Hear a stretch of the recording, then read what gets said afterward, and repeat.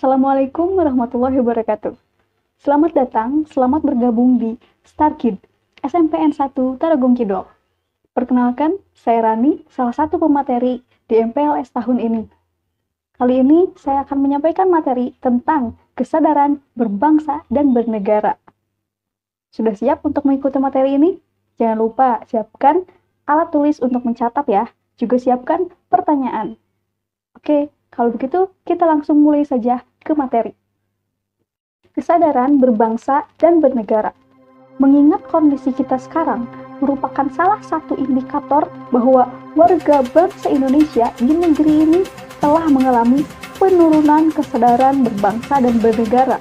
Hal ini bisa kita lihat dari berbagai daerah sering bergejolak, di antaranya tawuran antar warga, perkelahian pelajar, ketidakpuasan terhadap hasil pilkada, perebutan lahan pertanian maupun tambang, dan lain-lain. Kesadaran berbangsa dan bernegara mempunyai makna bahwa individu yang hidup dan terikat dalam kaidah dan naungan di bawah Negara Kesatuan Republik Indonesia mempunyai sikap dan perilaku yang tumbuh dari kemauan diri yang dilandasi keikhlasan atau kerelaan bertindak demi kebaikan bangsa dan negara. Berbagai masalah yang berkaitan dengan kesadaran berbangsa dan bernegara sebaiknya mendapat perhatian dan tanggung jawab kita semua, sehingga amanat pada Undang-Undang Dasar 1945 untuk menjaga dan memelihara negara kesatuan wilayah Republik Indonesia serta kesejahteraan rakyat dapat diwujudkan. Hal lain yang dapat mengganggu kesadaran berbangsa dan bernegara di tingkat pemuda yang perlu dicermati secara saksama adalah makin menipisnya kesadaran dan kepekaan sosial di tingkat pemuda. Padahal banyak persoalan-persoalan masyarakat yang membutuhkan peranan pemuda untuk membantu memediasi masyarakat agar keluar dari himpitan masalah, baik itu masalah sosial, politik, ekonomi. Karena dengan terbantunya masyarakat dari semua lapisan keluar dari himpitan persoalan, maka bangsa ini tentunya menjadi bangsa yang kuat dan tidak dapat diintervensi oleh negara apapun. Karena masyarakat itu sendiri yang harus disejahterakan dan jangan sampai mengalami penderitaan. Di situ, pemuda telah melakukan langkah konkret dalam melakukan bela negara. Kesadaran bela negara adalah di mana kita berupaya untuk mempertahankan negara kita dari ancaman yang dapat mengganggu kelangsungan hidup bermasyarakat yang berdasarkan atas cinta tanah air. Kesadaran bela negara juga dapat menumbuhkan rasa patriotisme dan nasionalisme dalam diri masyarakat. Upaya bela negara selain sebagai kewajiban dasar juga merupakan kehormatan bagi setiap warga negara yang dilaksanakan dengan penuh kesadaran, penuh tanggung jawab, dan rela berkorban dalam pengabdian kepada negara dan bangsa. Keikutsertaan kita dalam bela negara merupakan bentuk cinta tanah air kita. Sekarang kita akan membahas nilai-nilai bela negara yang harus lebih dipahami penerapannya dalam kehidupan masyarakat berbangsa dan bernegara. Nilai-nilai tersebut ada 5. Nilai yang pertama adalah cinta tanah air. Negeri yang luas dan kaya akan sumber daya ini perlu kita cintai. Kesadaran bela negara yang ada pada setiap masyarakat didasarkan pada kecintaan kita kepada tanah air kita. Kita dapat mewujudkan itu semua dengan cara mengetahui sejarah negara kita sendiri, melestarikan budaya-budaya yang ada, menjaga lingkungan kita, dan pastinya menjaga nama baik negara kita. Nilai yang kedua adalah kesadaran berbangsa dan bernegara. Kesadaran berbangsa dan bernegara merupakan sikap kita yang harus sesuai dengan kepribadian bangsa yang selalu dikaitkan dengan cita-cita dan tujuan hidup bangsa. Kita dapat mewujudkannya dengan cara mencegah perkelahian antar perorangan atau antar kelompok dan menjadi anak bangsa yang berprestasi, baik di tingkat nasional maupun internasional. Nilai yang ketiga adalah Pancasila. Pancasila adalah ideologi bangsa, ideologi kita, warisan hasil perjuangan para pahlawan yang sungguh luar biasa. Pancasila bukan hanya sekedar teoritis dan normatif saja, tapi juga diamalkan dalam kehidupan sehari-hari. Kita tahu bahwa Pancasila adalah alat pemersatu keberagaman yang ada di Indonesia, yang memiliki beragam budaya, agama, etnis, dan lain-lain. Nilai-nilai Pancasila inilah yang dapat mematahkan setiap ancaman, tantangan, dan hambatan. Nilai yang keempat adalah rela berkorban untuk bangsa dan negara. Dalam wujud bela negara, tentu saja kita harus rela berkorban untuk bangsa dan negara. Contoh nyatanya adalah seperti para atlet yang bekerja untuk bisa mengharumkan nama negaranya. Nilai yang kelima, memiliki kemampuan bela negara. Kemampuan bela negara itu sendiri dapat diwujudkan dengan tetap menjaga kedisiplinan, ulet, bekerja keras dalam menjalani profesi masing-masing. Kesadaran bela negara dapat diwujudkan dengan cara ikut dalam mengamankan lingkungan sekitar, seperti menjadi bagian dari Siskamling, membantu korban bencana. Sebagaimana kita ketahui bahwa Indonesia sering sekali mengalami bencana alam. Lalu kita juga bisa menjaga kebersihan, minimal kebersihan tempat tinggal kita sendiri, mencegah bahaya narkoba yang merupakan musuh besar bagi generasi penerus bangsa, mencegah perkelahian antar perorangan atau antar kelompok. Karena di Indonesia juga sering sekali terjadi perkelahian yang justru dilakukan oleh para pemuda.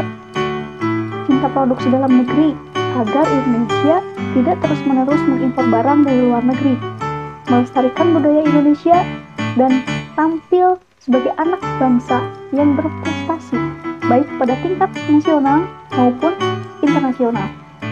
Nah, selanjutnya, kesadaran berbangsa dan bernegara itu akan memunculkan yang namanya sikap nasionalisme. Apa itu nasionalisme? Nasionalisme adalah sikap mencintai bangsa dan negara sendiri. Nasionalisme terbagi atas dua. Ada nasionalisme dalam arti sempit dan ada nasionalisme dalam arti luas. Nasionalisme dalam arti sempit yaitu sikap mencintai bangsa sendiri secara berlebihan dan menganggap bangsa dan negara lain lebih rendah kedudukannya. Nasionalisme ini disebut juga nasionalisme yang chauvinisme. Contohnya adalah negara Jerman pada waktu pemerintahan Hitler. Nah, sementara nasionalisme dalam arti luas yaitu sikap mencintai bangsa dan negara sendiri dan menganggap semua bangsa sama derajatnya. Jadi, nasionalisme yang baik itu adalah nasionalisme dalam arti luas, bukan nasionalisme dalam arti sempit ya. Karena meskipun kita harus mencintai negara kita sendiri, tapi kita tidak boleh merendahkan bangsa atau negara lain. Hans Kohn dalam bukunya Nationalism, Its Meaning and History mendefinisikan nasionalisme adalah suatu paham yang berpendapat bahwa kesetiaan individu tertinggi harus diserahkan kepada negara. Perasaan yang mendalam akan ikatan terhadap tanah air sebagai tumpah darah. Itulah nasionalisme. Intinya nasionalisme itu adalah rasa cinta kepada bangsa dan negara, rasa cinta kepada tanah air. Untuk membina rasa nasionalisme, ada 3 hal yang bisa kita lakukan. Yang pertama, mengembangkan perasaan di antara suku-suku bangsa penghuni Nusantara. Indonesia kan terdiri dari banyak suku, banyak etnis, banyak ras, banyak agama, banyak bahasa. Nah, harus ditanamkan pemahaman bahwa meskipun berbeda-beda, tapi semuanya adalah sama. Yang kedua, mengembangkan sikap toleransi. Sikap toleransi itu adalah sikap saling menghargai. Jadi tidak menganggap diri sendiri atau kelompok kita sendiri yang paling segalanya. Tidak seperti itu ya. Harus ada sikap toleransi, yaitu sikap saling memahami dan menghargai. Lalu yang ketiga adalah memiliki rasa senasib dan sepenanggungan di antara sesama bangsa Indonesia. Bagaimana kita tahu? Dulu kan kita sama-sama dijajah. Nah, itulah yang namanya rasa senasib dan sepenanggungan. Dulu kita dijajah dan kita sama-sama berjuang untuk memerdekakan negara ini. Perasaan senasib itu harus ada untuk menumbuhkan rasa nasionalisme. Nah, selanjutnya ada 4 hal yang harus kita hindari dalam memupuk semangat nasionalisme. Yang pertama adalah sukuisme. Sukuisme itu menganggap suku bangsa sendiri paling baik. Indonesia kan terdiri dari berbagai suku. Suku Sunda, suku Jawa, suku Madura, suku Betawi, dan lain-lain banyak pokoknya. Kalau kita mungkin di sini adalah suku Sunda ya. Nah, kita tidak boleh menganggap bahwa suku kita itu lebih tinggi atau lebih unggul dari suku-suku lain, karena semuanya sama. Sikap yang harus dihindari yang kedua adalah chauvinisme. Chauvinisme itu menganggap bangsa sendiri paling unggul. Jadi meskipun kita harus mencintai bangsa Indonesia, harus bangga jadi warga negara Indonesia, tapi tetap tidak boleh meremehkan negara lain, tidak boleh menganggap rendah negara lain. Yang ketiga, ekstremisme. Ekstremisme itu sikap mempertahankan pendirian dengan berbagai cara, kalau perlu dengan kekerasan dan senjata. Ini tidak boleh. Kalau kita berbeda pendapat, tidak boleh memaksakan pendapat, apalagi memaksakan dengan menggunakan kekerasan dan senjata. Itu harus dihindari. Yang keempat yang harus dihindari adalah provinsialisme. Jadi kalau provinsialisme ini adalah sikap selalu berkutat dengan provinsi atau daerah sendiri.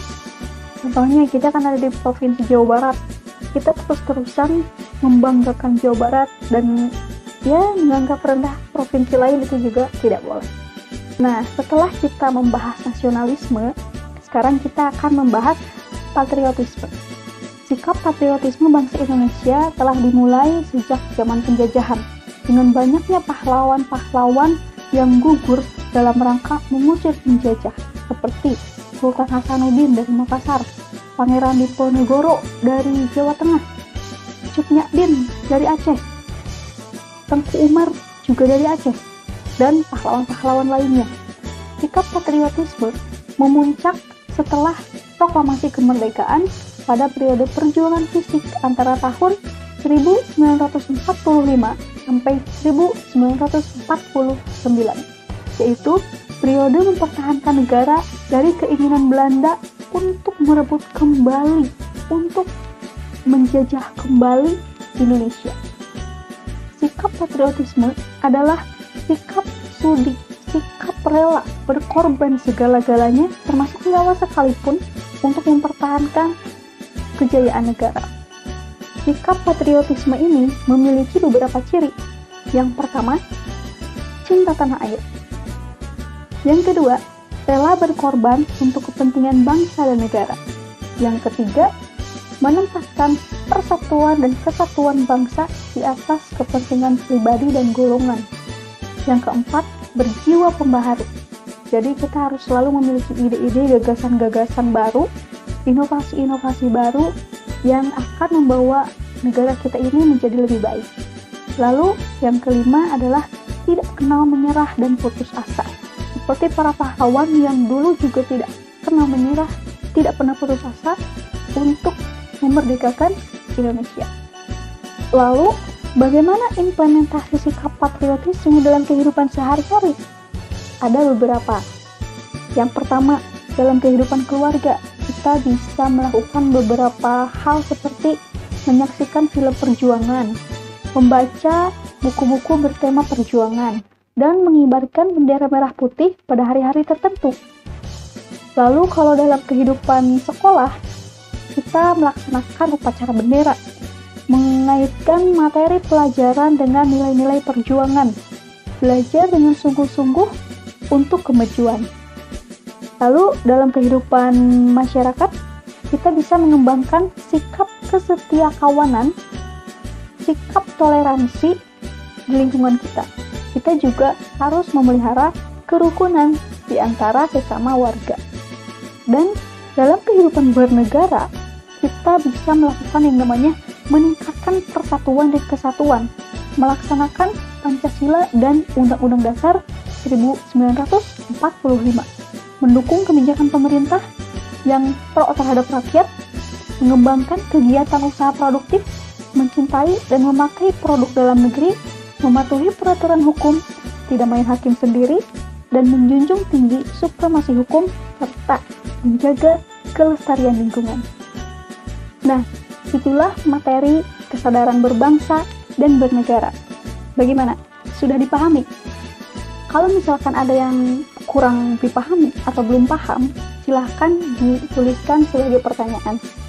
Dan juga kalau misalkan ada yang mau ditanyakan, silahkan tuliskan juga sebagai pertanyaan. Nanti pertanyaan-pertanyaannya akan dikumpulkan untuk kemudian memperoleh jawaban. Oke, sampai sini materi kita kali ini.